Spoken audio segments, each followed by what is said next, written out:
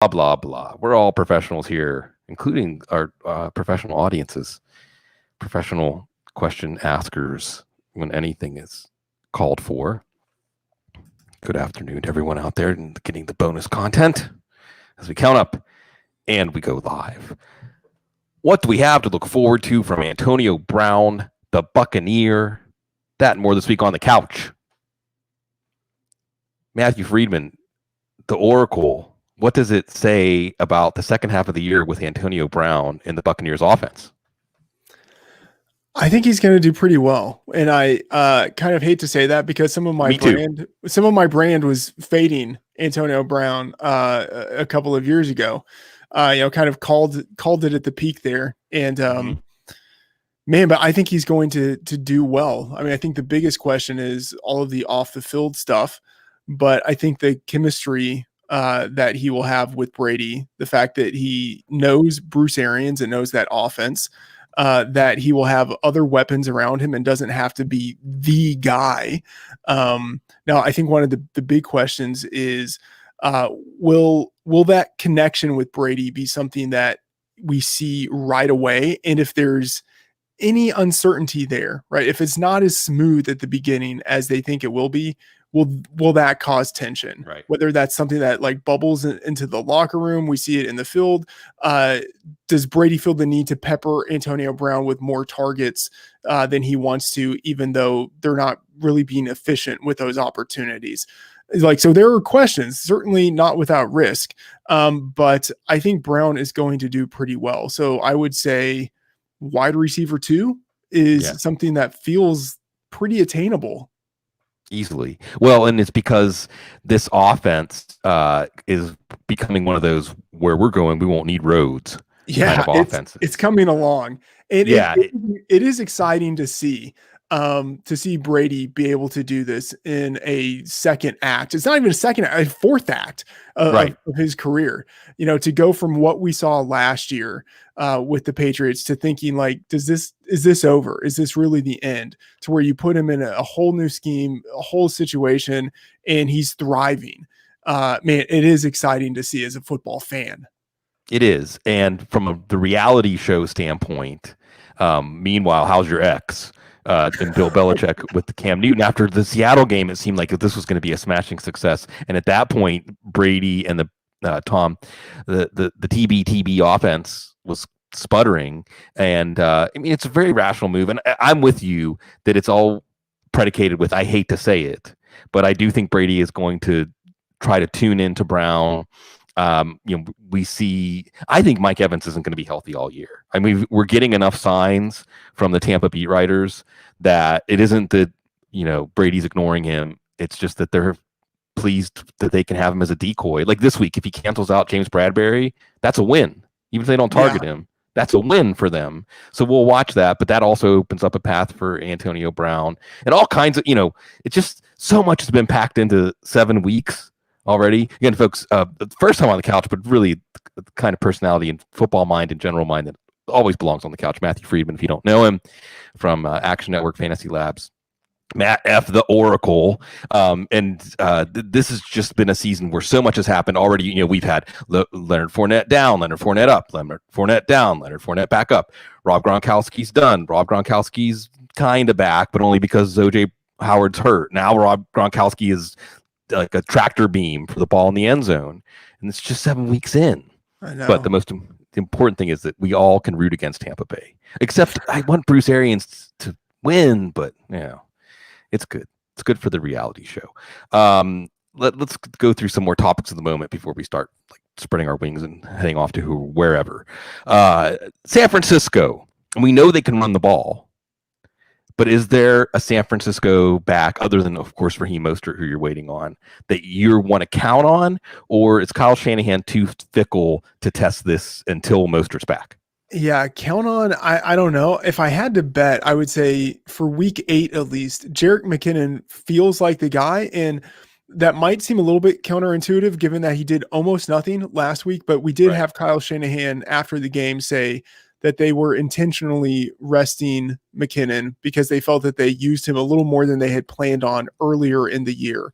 And we just saw actually in week 7, Jeffrey Wilson come out of nowhere to lead the backfield. We could see something similar in week 8 with, McKinnon coming out of nowhere to lead the backfield. Hasty, I think, will get some work, and he has looked promising as a rookie, but I think McKinnon is the guy, at least for this week. But this feels very much like a week-to-week thing, as is almost always bound to be the case with the Shanahan backfield. Yeah, how soon until we're talking about Salvin Ahmed or something like that? And also, I mean, I do think that with McKinnon, we have to at least be open to the possibility that, and this is why some backs are load management backs, that by giving McKinnon 90+% of the snaps, I think he was the highest percentage of the snaps running back that week in the NFL, that he might have used up something that he can't regenerate during the season. And that Kyle Shanahan's being tactful, saying, planned rest week. And it's really more like, let's see, maybe if we let him recharge, he looks like he did a few weeks ago. Hasty absolutely translates. And it's just a question of getting the opportunity. He wasn't going to get the opportunity last week. In a similar sort of vein, are we getting ahead of ourselves saying, well, now that Chase Edmonds, the genie's out of the bottle with Kenyon Drake being hurt, that even when Kenyon Drake is back, Edmonds is going to take his rightful place? Or should we trust the usage from the first 7 weeks? Because it wasn't like this is a revelation. If you were watching the Cardinals, this is not new. What do you think about this? Is this, maybe even potentially a sell high moment for Chase Edmonds because we're so excited, and it lasted a week last year, I think, that we were excited about him before it fell apart? Yeah, that's interesting. I do think it could be a sell high moment, and I would expect that when Kenyon Drake comes back, we have a timeshare, not unlike really what we've had to this point. Maybe it skews a little bit more towards Edmonds' direction, whereas in the beginning of the season, we saw it skewing towards Drake. But I do expect a timeshare, and I do like the idea of getting out of Edmonds what you can while Drake is still on the sideline, and then looking to sell, knowing that Drake is going to come back and that this isn't a season-ending injury. Yes, and not even an IR injury, it sounds like. So, and it's tough because, and I want to get into this. I want to do one more red meat fantasy football thing before I get into your Ask Me Anythings. But the beautiful thing about what you do, and folks, if you don't know, Matt hosts a Ask Me Anything every day, which I think just as an anthropological, sociological experiment is interesting. But what you get out of that, because I'm sure you get a lot of trade questions, and I've said this on other spots that I've done, that the best time to make a trade is often the time that even as you're doing it, you feel like, oh, am I making a really big mistake? Those end up being the crown glory masterpiece trades. And I think if you have Chase Edmonds right now, especially if you've been sitting on him and you drafted him because you liked him, it feels like the exact wrong time to trade him. But that excitement is exactly why it could be the right time to trade him. And we should remember the name, Benjamin. Okay, one more question before I want to open up your brain about Ask Me Anythings. Okay. So we've got Aaron Jones with a calf injury, Chris Carson with the midfoot sprain, Joe Mixon with the midfoot sprain. All these are tricky injuries for running backs. But even with the new IR guidelines, none of these guys have gone on IR. Now, also behind them, we have Jamal Williams. We have, I don't know, DJ Dallas for Seattle. So maybe Marshawn Lynch will be back. We've got Giovanni Bernard. Are you more inclined, and we can even break these out into separate categories, are you more inclined to say patience will be rewarded with those starting running backs, or are you more inclined to say, hey, the injury seal's been broken on these guys, the inertia is going to continue towards injured players stay injured or cascade injuries, or otherwise they're not going to be the guys they were before, and the backup running backs may have more lasting value than we think? I'm not incredibly worried about Jones and Carson because when they come back, they're at least going to be lead backs in offenses that can score a lot of points. And, especially with so much running back carnage this year, I don't want to say like touchdowns are king, but I mean, if a guy can score touchdowns, that can go a long way towards boosting his fantasy value. And Jones and Carson are guys who are slated to get touchdowns because of the offenses they play in. And even though the Packers drafted with a second round pick, A.J. Dillon, who seemed like he should be built to be a goal line back, they still haven't really used him in that way. Aaron Jones has been a guy who's really been used as the lead back. And so when he comes back, I do expect him to be pretty much what he was before the injury. And I don't think his injury is really all that severe because he was pretty close to playing this past week. And so I'm imagining there's a decent chance that he plays in week 8. Carson, he'll miss a little bit more time, but it feels like he's always banged up each year. He has injuries and he plays through them. So when he comes back, I think he will be the guy. Mixon, I'm a little more hesitant about Mixon just because he's never been highly consistent on a game-to-game basis in terms of the actual production he gives. Like, he will always consistently have touches, but he's very inconsistent in how he transforms those touches into fantasy points. And then the offense that he's on, even though Joe Burrow, I think, has impressed as a rookie, and you're seeing the 300-yard passing games at this point almost every week, that offense is still not consistent. And so I'm a little more worried about Mixon. Yeah, well, the sad thing too with Mixon is December is his time usually. Yeah, and which I think stands for something meaningful. That when everybody else's tanks are close to E, he still has it. But this does cast a little shadow over him for sure. Okay, I want to ask about these Ask Me Anythings, and I love the intros too. I love that it almost feels like I can see you, visualize you taking a deep breath and saying, I'm going to give myself over to everybody now. Just what made you decide to do that every day, and what has been the most surprising thing as you do it? I don't even know really where this came from in terms of like doing it day after day. But yeah. So my wife and I recently moved to Minnesota. And on a Saturday, and this was, maybe 2 to 3 weeks before the season started, we went out to a small river town, and she was poking around in some shops, and I just kind of sat down in a bar and thought I'd watch some basketball. Mm-hmm. And I just kind of realized I'm just there. I really have nothing to do. I took out my phone and I was like, you know what, like it felt like the first time in months I had actually had some free time. And so I thought, you know what, like, whatever, like, this basketball game isn't all that entertaining. I'll just answer some questions on Twitter. And so, I put out something saying like, I've got some free time, ask me whatever draft questions you have. And there were a lot of people who responded, like many more people responded than I thought actually would.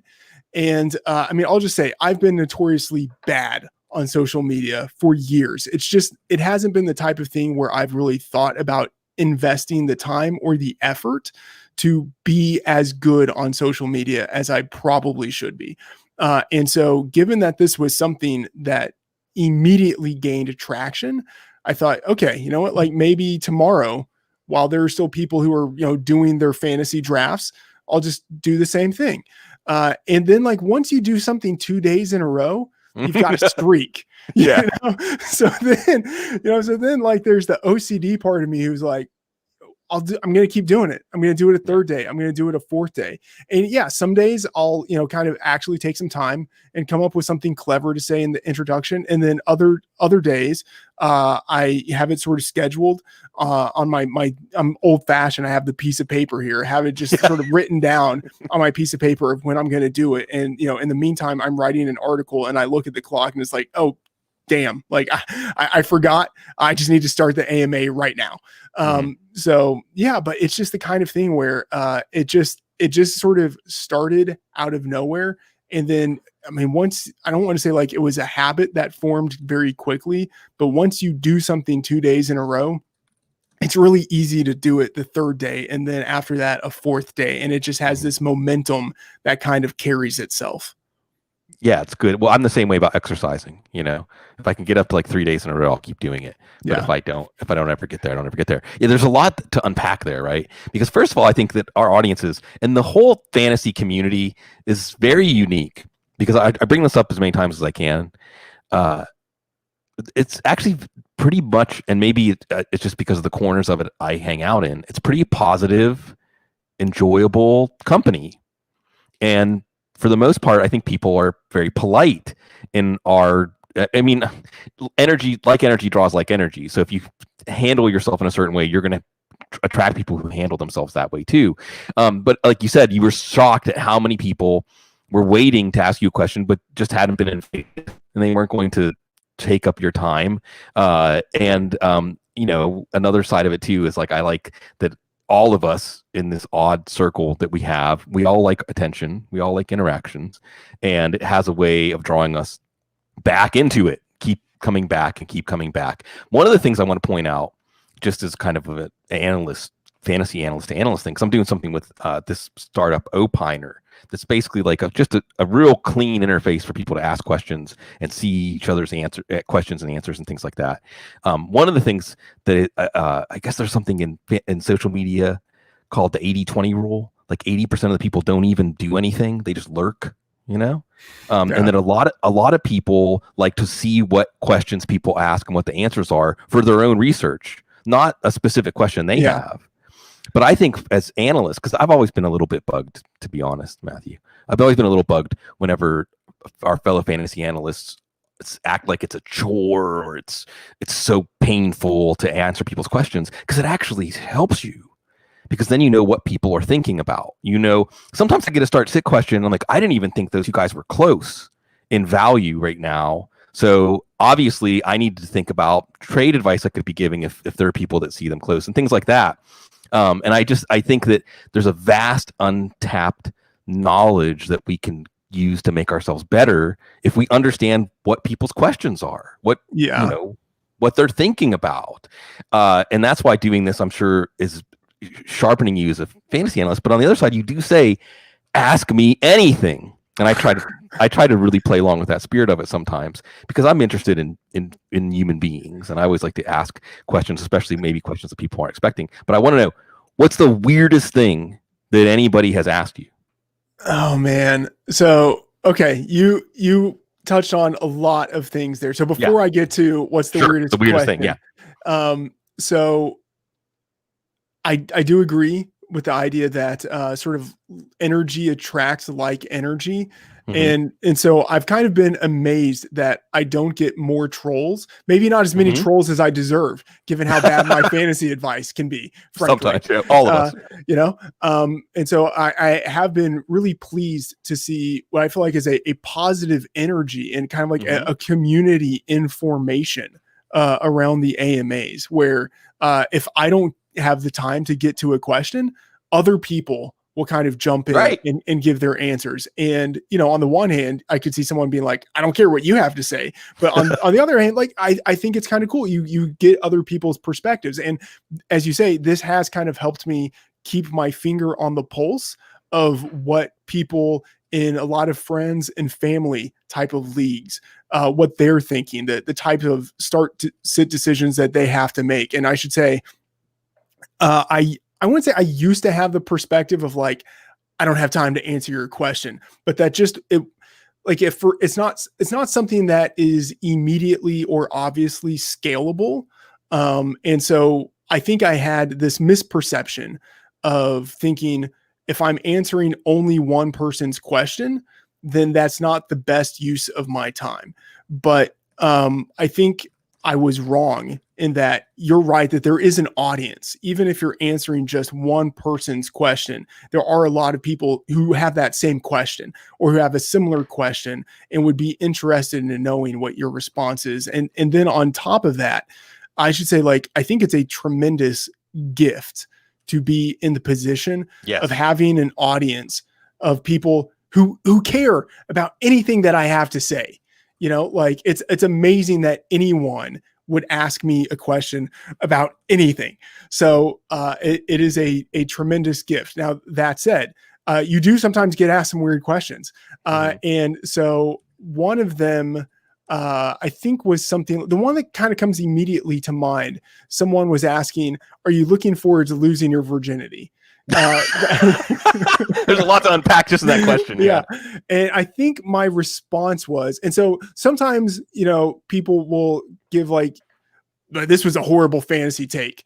And, like, if you just sort of have this sort of disarming response, then I have found that kind of deactivates a lot of the negativity. And so I think my response to the question of, are you looking forward to losing your virginity, was something like, at this point, I've just given up hope, or like, I've stopped trying, yeah, you get some weird questions, and then you also get the thoughtful questions, and you ask a lot of thoughtful questions. There are other people who kind of take that ask me anything approach and really do ask the thoughtful questions.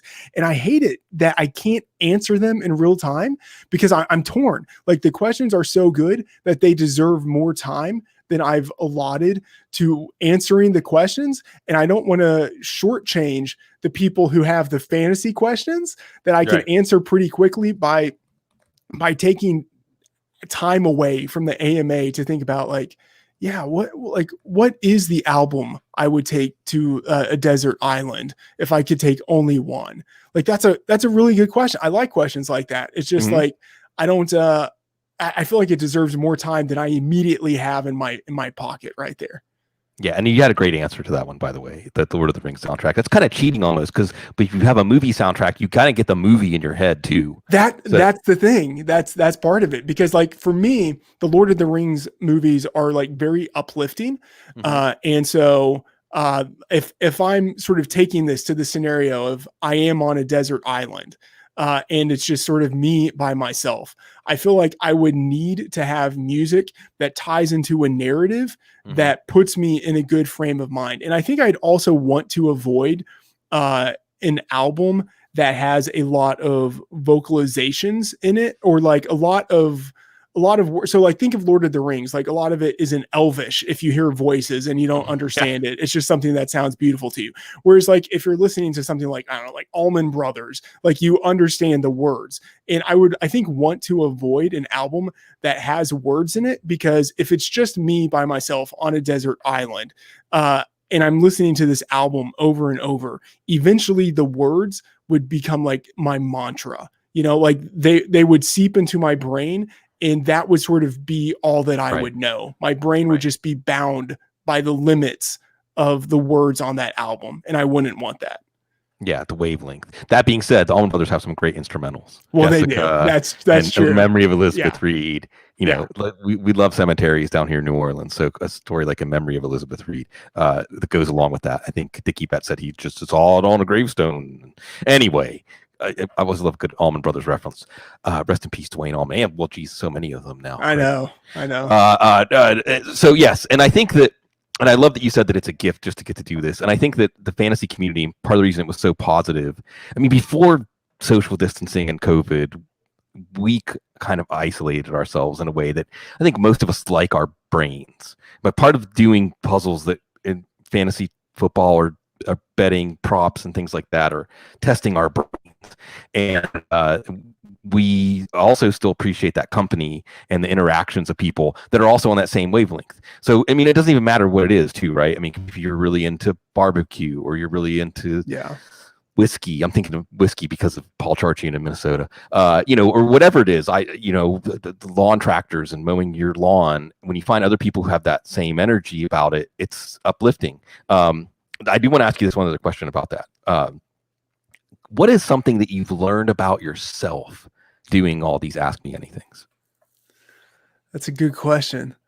And it ties into something that you mentioned earlier that kind of sparked a thought of, with social distancing, the interactions that we maybe would have had with people previously, it's harder to have those. And so we are more tied to our cell phones, our computers, whatever. And so part of the idea with the AMAs, this wasn't like some sort of grand scheme where I thought of this and it was like, okay, and I will do AMAs to address this. But like, I feel like the AMAs can help some people feel a little bit more of a community. Like, they know that for 30 minutes each day, they have a chance of asking me a question and me answering it. And it can, I think, maybe give someone who might otherwise feel isolated the opportunity to kind of get involved in something. And so the question that you asked, like, what have I learned about myself? I wouldn't say like I like the attention, but I like the interaction because as you say, like we are isolated as part of our jobs. You know, like I've worked from home forever. And so there were times when my wife would go out of town as part of her job or something, and then she would come home and I would realize like I really haven't left the house like the whole time that you've been gone, you know, like other than taking the dog out, that's been about it. And so, yeah, I realized that I do like having that interaction with people, even if it's people, you know, I really don't know, but you start to know people over social media. And I should say, even just pulling out the phone, the first time I did the AMA, pulling out the phone at the bar, if it had been normal situations, there probably would have been a guy sitting next to me at the bar.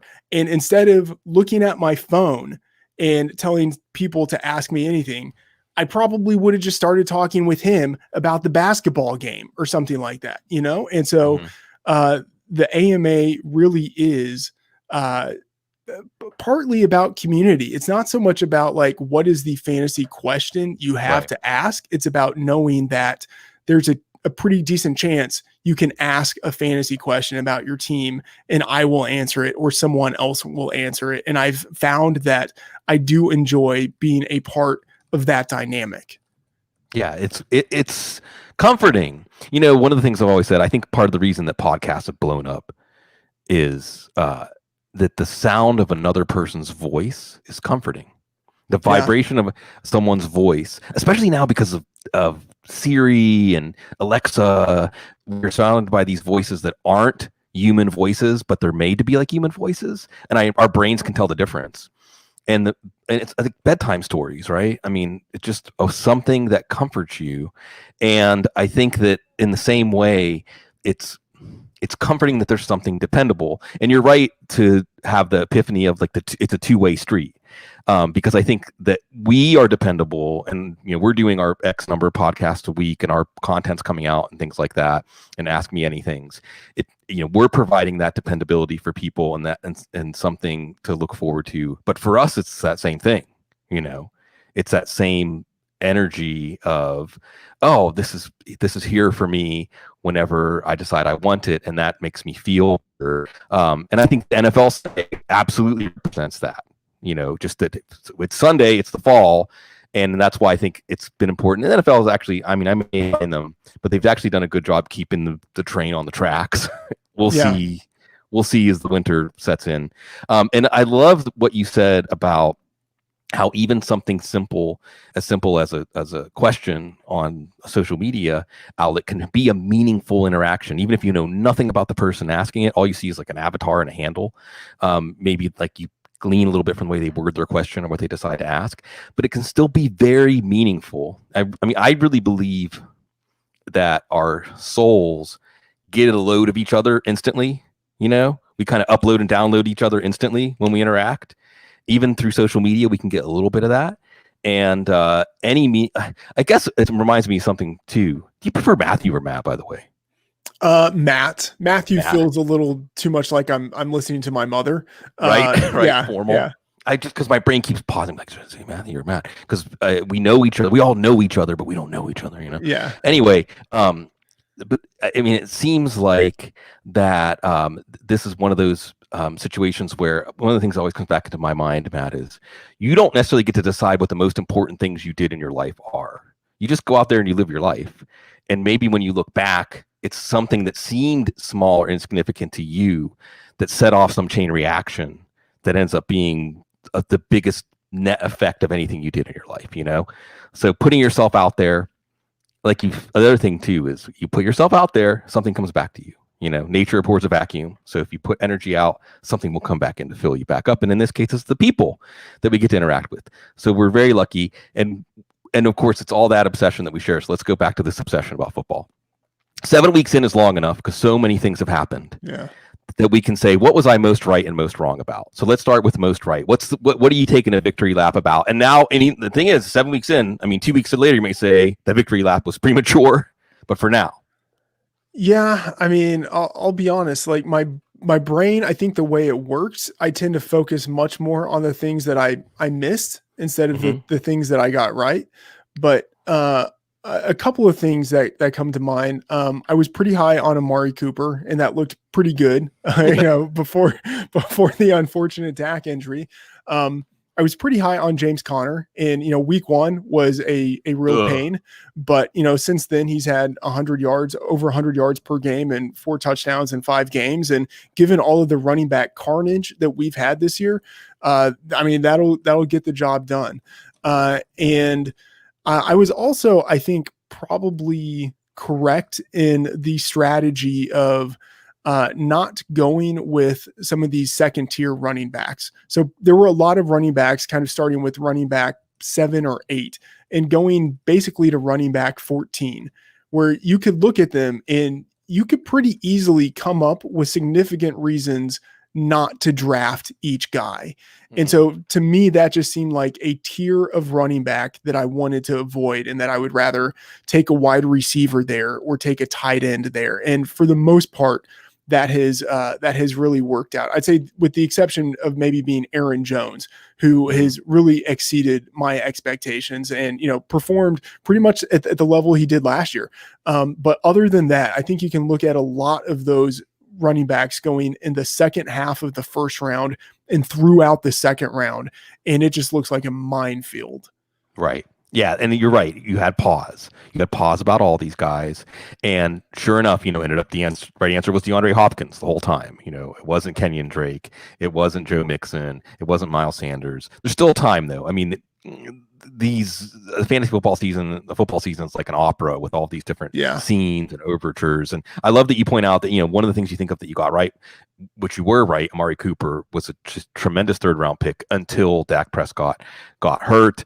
And even the James Conner, you had to deal with catastrophically feeling like you got it very, very wrong in week 1. Yeah. And I think it's just a reminder that, it's always elusive, always in motion.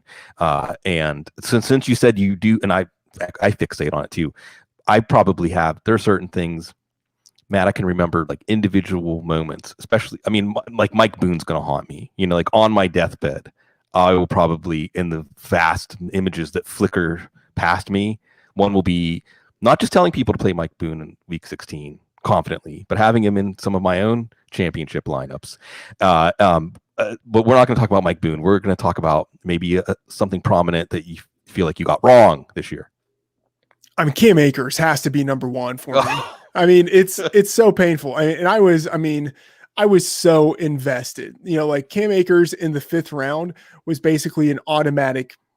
Not always, but right. Man, I felt very confident that he was going to come in and basically be what people were hoping to get out of Jonathan Taylor.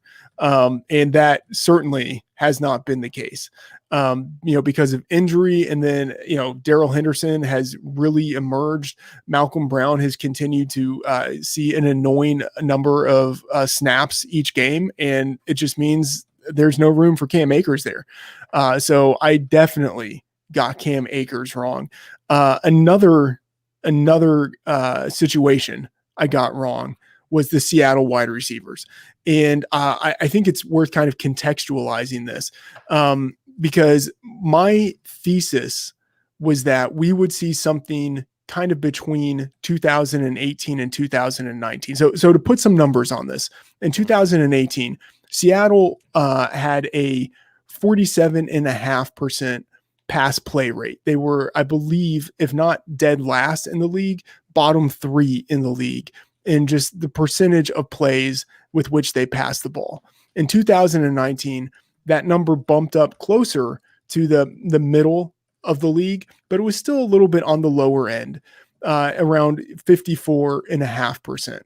And so there's this question entering the 2020 season of, do you project that they kind of continue this trajectory of, continuing to pass the ball more, or, and it's like a mathematical question or a predictive question.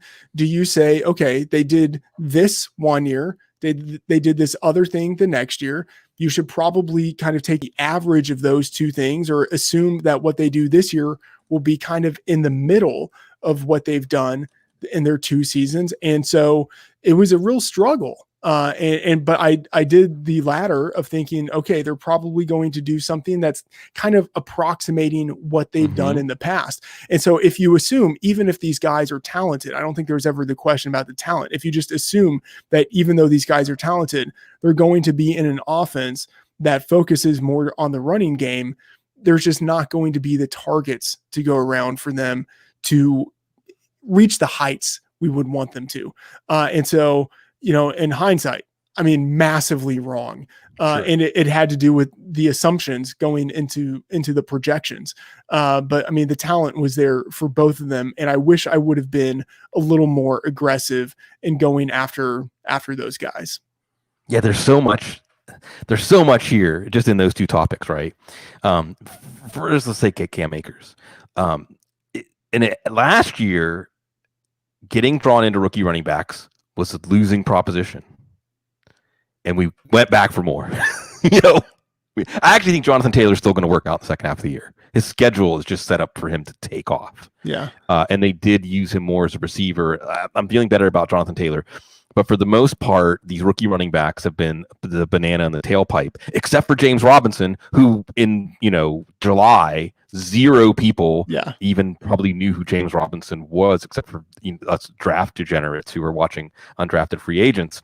That being said, as the season goes on, especially because of the attrition this year, maybe we will see more coming from rookie running backs. But the Cam Akers thing is fascinating too, because I agree with you that when he was drafted in the second round, it sure felt a ripple of, okay, McVay and company are admitting that Darrell Henderson, whether it's them or Henderson, didn't really work out.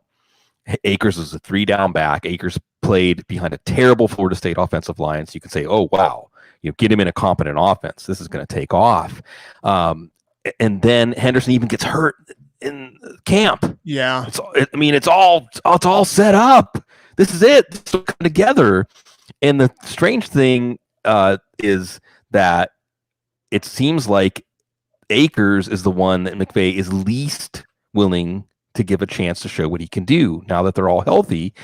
And I will say, one of the things, I was watching Henderson last night, in the Monday night game, and I loved Henderson coming out of Memphis. And then last year was so bad. And in some ways it was so bad because you could tell he was thinking more than he was doing. And some of the things they were asking him to do aren't the things he was good at. And now he looks kind of like the guy that in your mind's eye, you thought this is what he can do in the NFL. So patience, we're excited to get those rookie running backs, but patience sometimes, because when rookies hit, we're so excited about it that we forget that for some guys it does take some time. And then there's JJ Arcega-Whiteside. Anyway, the Seattle offense thing is really difficult because someone brought up mayor of Narrative Street. I love it. I love being the mayor of Narrative Street. Narrative belongs to fantasy football. And the thing is, the Seattle situation is a really good one to point out that outliers are what wins fantasy football leagues, not the cases that end up right at the median or the mean that we can. And there's a style of playing fantasy football that getting a bunch of 55-45 bets and you win over time, especially if your volume is enough. You will win. And if you bet everything to adhere to the mean over time, over a wide enough range of bets, it will work. But that's no fun for me. I like trying to find the outliers. And much like Sean McVay, because the thing is, Sean McVay told us basically, I looked at what Kyle Shanahan did, who's really annoying the way he manages his backfield, and I'm going to do that. And we didn't listen. He told us, Matt. He said, I'm going to do that. And then week after week, we can't tell who's going to get the most work or who's going to be the most valuable. Like, this is a nightmare. We told you. Russell Wilson told us he was going to lobby the team. Maybe it was that we didn't think Brian Schottenheimer had it in him to change. Or just in general, when it seems like these coaches are set in their ways, they only have it in them to, like you said, change incrementally. And hopefully this stands for the idea that people can change and that special things can happen when you are open to changing. And one of those things is DK Metcalf. And I do think because DK Metcalf fell to the end of the second round, it blunted some of the excitement and enthusiasm about seeing a specimen like him play in the NFL. And I think that we underestimated that what he did in his rookie year showed us that he was going to be special. You really couldn't have asked him to do much more in his rookie year to announce, like, I'm the next Calvin Johnson, Julio Jones, like truly dominant player. And now you see, especially with that play that happened on Sunday night, that he's got the heart of a lion too. It isn't just that he's physically gifted, but he's going to be a really fun player to watch. And I'm just excited because I said that Seattle should just get the Sunday night permanently. Because the Seattle games should be Seattle Sunday nights because they bring out the best in their opponents too. That like Cam Newton.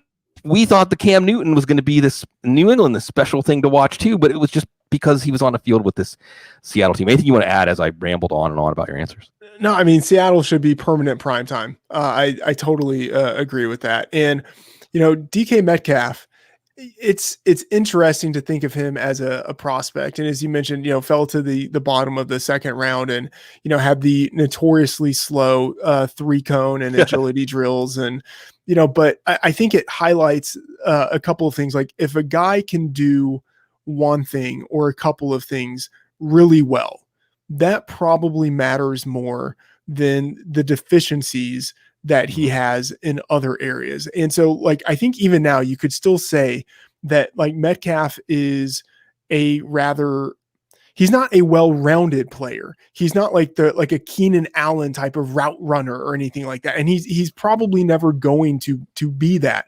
So you could maybe look at him and say like, okay, he's a one-dimensional player, but like within that one dimension, like he just dominates. And so it's like a pitcher who maybe has only like 1.5 pitches, but like you cannot touch his fastball. So it almost doesn't matter that he's limited within the limitations. Like there's a world of difference making potential that DK Metcalf has. And it is just awesome seeing him do it on a weekly basis. Yeah.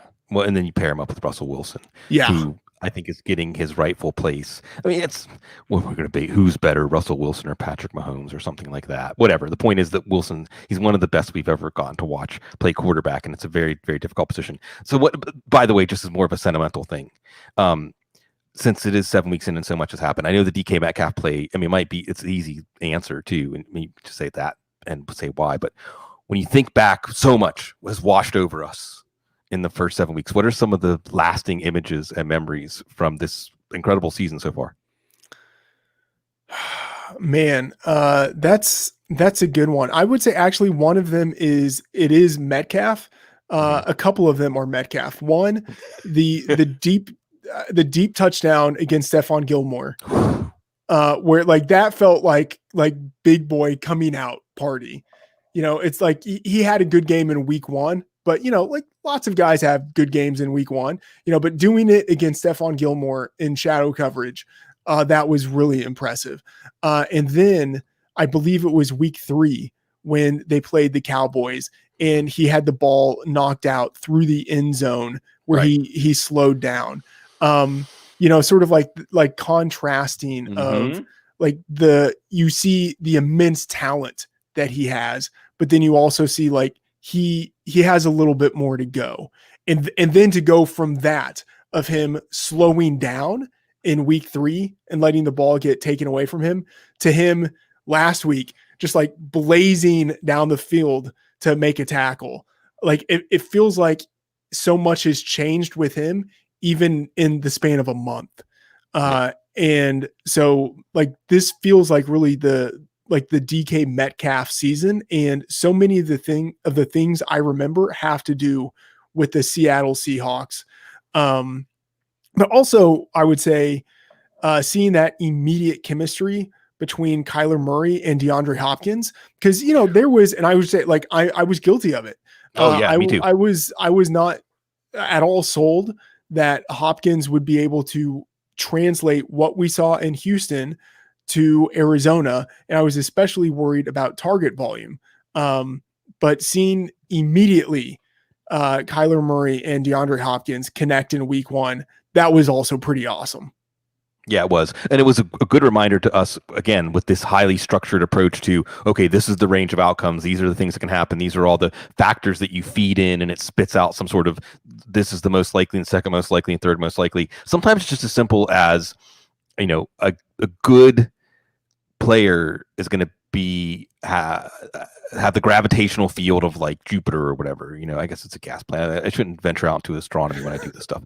The point is that DeAndre Hopkins is that good, and Cliff Kingsbury can be that simple there's nothing wrong with simple. Yeah. You know, I mean, I remember as kids growing up watching football, Matt, it was like the best teams were the teams that said, we're going to keep doing this until we figure out how to stop it.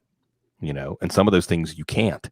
And Metcalf is just, I think Metcalf is a wonderful player to zero in on like that, because you can go back to the video when he found out that Seattle drafted him. And it was really perfect, honestly, because I think that we don't necessarily understand how intense and emotional draft weekend is for players. It's the culmination of their lives at that point. And it's also the culmination of, they're standing on the shoulders of like dozens of people that have also personally invested huge pieces of themselves in this. When a player makes it to the NFL, there's families, friends, you know, girlfriends or boyfriends, and coaches and teachers and, you know, neighbors, like so many people have poured some of themselves into this. And Metcalf, and the thing is, like, and we're guilty of this. I know I'm guilty of it. Someone said in the chat room earlier that they almost quit playing fantasy football after the Dak Prescott injury because it reminded them about the human element. Yeah, it was talk about lasting images. I hate to say it, but it was. I mean, I very rarely as we're doing this, Matt, do you feel like, but it's a good thing that you feel it. Like we're all one, right? Like we're sharing this one mind. Like we're all in this infinitely large stadium together watching something. Yeah. And you feel it ripple through. But when Dak got hurt, I mean, it was a gut punch for everybody for so many reasons. Yeah.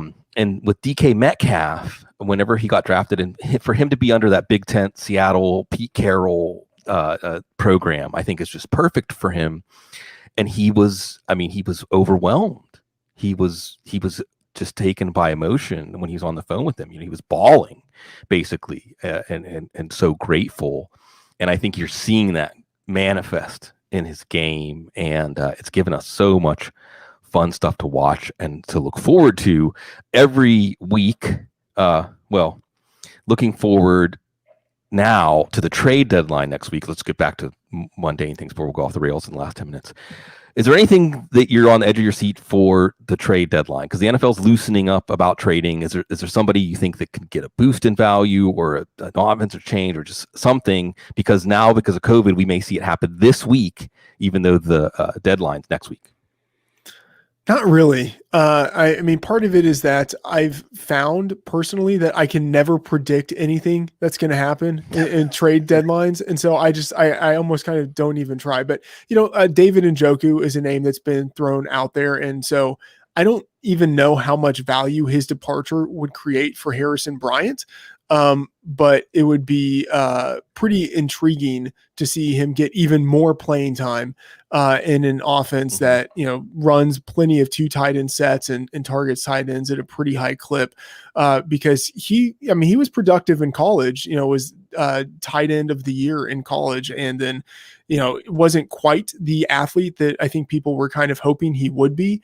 Isn't, you know, known as like a great blocker in terms of like a well-rounded skill set, you know, but I don't know. You got to be impressed by what he did last week, and the idea of him being able to get more playing time, especially now with Odell Beckham out, there could be targets to be had there. And who knows when Austin Hooper will return.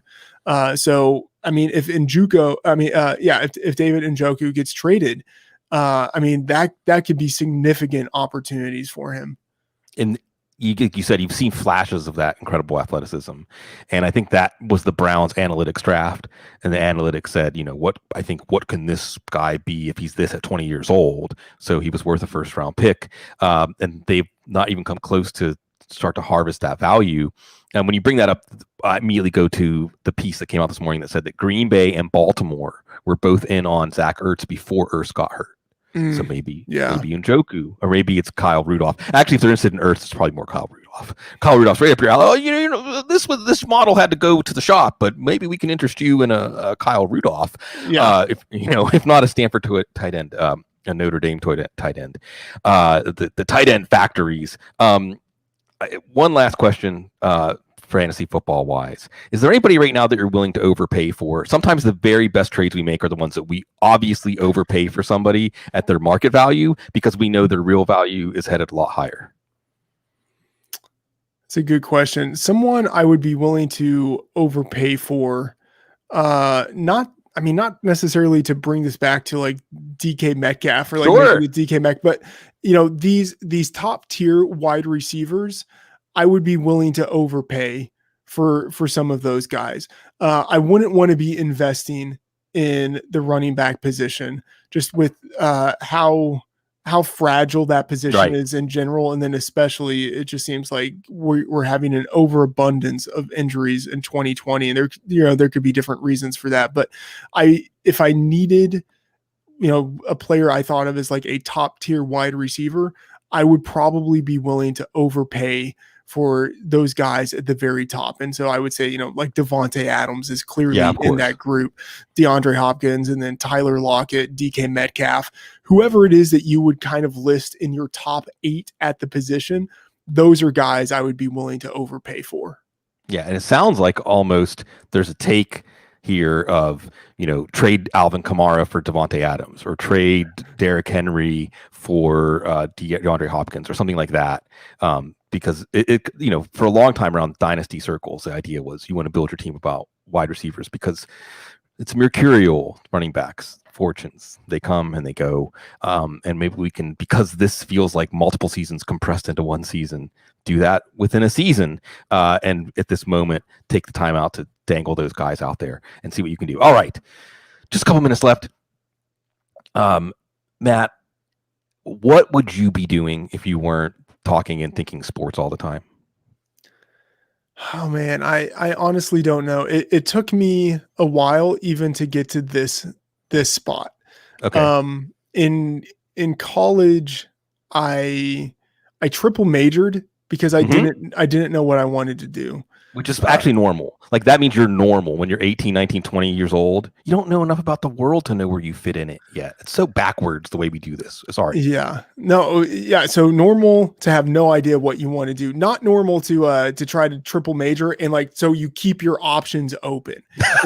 and so I feel like a lot of my life has been trying to keep options open when I probably should have shut doors so I could just get going on my path, but if I weren't doing this, well, what were the majors? Biology, chemistry, and English. And so the biology and chemistry was because I thought I might want to do medicine. Right. And by the time I decided I didn't want to do medicine, I was far enough along to just go ahead and finish the major. And I took English classes because I liked English classes. So, by the time I sort of realized, hey, I've taken a ton of English classes and like I easily have a minor, I could just kind of keep on doing this and make it a major. I was far enough along to do it. And so it just sort of happened that I fell into a triple major. It wasn't like I went to college and like day one was like, you know what I'm going to do? I'm going to be that jackass who triple majors. But yeah, if I were to be doing something other than this, I think I would still want it to be something that's analytical. And I'm imagining like I've dabbled. I don't want to like get too like stock markety, but like I do view a lot of things as a game. Like fantasy sports, like I just sort of gamify a lot of things in my perspective of it. And so I view a lot of the markets as games. And I think if I weren't doing this, I would probably be wanting to do something that has to do with trading around the stock market. That I know that's a hard game to beat, I don't know about that. Yeah. I mean, it depends on what side of it you're talking about. Yeah.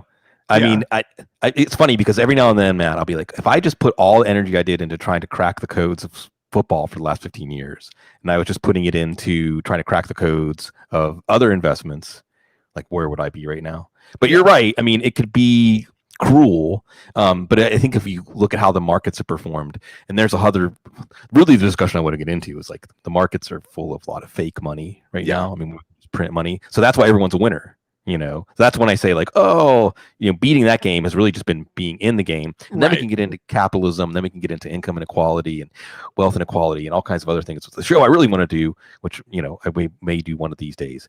I threatened to do it, and I never actually follow through. But I mean, I think you're right that those skills translate. I'm a dormant attorney. I think the skills that we use translate well to that. I think even the skills that we use, as you say, maybe getting into medicine and you have the beaker on your hat, get into like differential diagnosis and just navigating your way through. Again, it's making calls based on incomplete information, but making the best call that you can make, and then adjusting as you learn more information. Yeah. So like I absolutely loved organic chemistry when I was in college. And a lot of it had to do with just sort of like the analytical thought process, especially organic lab, where you would just be given an unknown compound and it would be like, right. Okay, like in a month, tell me what this is, And so going like the thought process of figuring out what something is, and sort of the deductive reasoning you have to go through, and coming up with a game plan of figuring everything out, like that really appealed to me. And I loved chemistry so much that I actually at one point did think like, okay, if I'm not going into medicine, maybe I don't go to law school, maybe I don't do a PhD in English, like maybe I'll do a PhD in chemistry. Like the idea of like trying to design drugs, like that that really sounded intriguing to me for a hot second. Sure. Maybe in another universe, that's something that I would be doing. Yeah, I think it's incredible. I think you probably would have been successful at whatever you did. I think there's a lot of us in this area that I think we found something that's very gratifying and enjoyable, but it's that your brain just wants to lock onto something, any sort of puzzle, and try to reason it out and understand it and solve it as much as it can be solved. That's why every now and then I'll bring up the idea of the analytics-based political party. This is my idea for a third party that just basically says all the techniques that we use to solve fantasy football riddles we'll just put towards society's ills, and then it won't be partisan, it won't be based on some ideology. It'll just be like, well, this bad thing, we all agree this thing is bad, we can reduce it if we do this based on the data. So the data says do it, and then there's no way to argue about it, right? I don't know, maybe one day. I don't know. I mean, some people seem to politicize science, you know what I mean? It's not always so clean. No, it's not. I mean, that's the thing, right? I mean, it's almost like it's this gaping maw that has devoured everything now. What it really is the curse of America. I mean, it's like America's original sin is going to continue to come back and haunt this country until we make it right. And we're just going to keep living it over and over again. It's like the fractal, like there's the big fractal, and then there's the little arms of the fractal. And we're on one of those little arms that is reflecting the big arm. And we have to reason our way through it or not. That's the beautiful thing about America, though, is it's a truly open-ended experiment. We're writing it as we go. And hopefully, just like individuals, as like a community, as a nation, we can say we'll learn from our mistakes and be better. We'll see. It's a lot going on. See, this is it. Always in the last 10 minutes of the show, Matt, I get into the stuff that I actually want to talk about. But fantasy football and football is like our handshake, and then we all gather around that. Just like 2 minutes left. How's Minnesota? Minnesota's good, although it's weird in that moving during a pandemic. We did that too. Yeah, you don't really get the opportunity to experience everything in the new place, because you don't want to go out all that much. You're kind of wary about going to restaurants, things like that. So I would say what we've experienced has been great. Lots of lakes around here, lots of places where we can walk, beautiful. But I mean, it's already snowed. Like I shoveled serious snow a week ago. Right. So that part I think is not great. But I mean, I will get used to it. I've lived in cold places before, so I mean, it'll be fine. But Minnesota, not too bad. The biggest thing is just anywhere in a pandemic doesn't feel like you're able to get the total experience. No, it's true. We've all been, I've been saying, we're all existing on less oxygen right now. There's a lot of things that replenish us, that recharge us in social life or even just observing those things that we're not getting right now. And we seek out alternate ways, like you mentioned, doing the Ask Me Anythings. And I think the fantasy football community, football world, we all do a good job giving each other's lives form and function, meaning and purpose by being here on the couch. We like doing it for you folks. Matt F., the Oracle, you know him. Get on, ask him anything, really anything, because you're classy. You'll ask him good things. Thanks, everybody.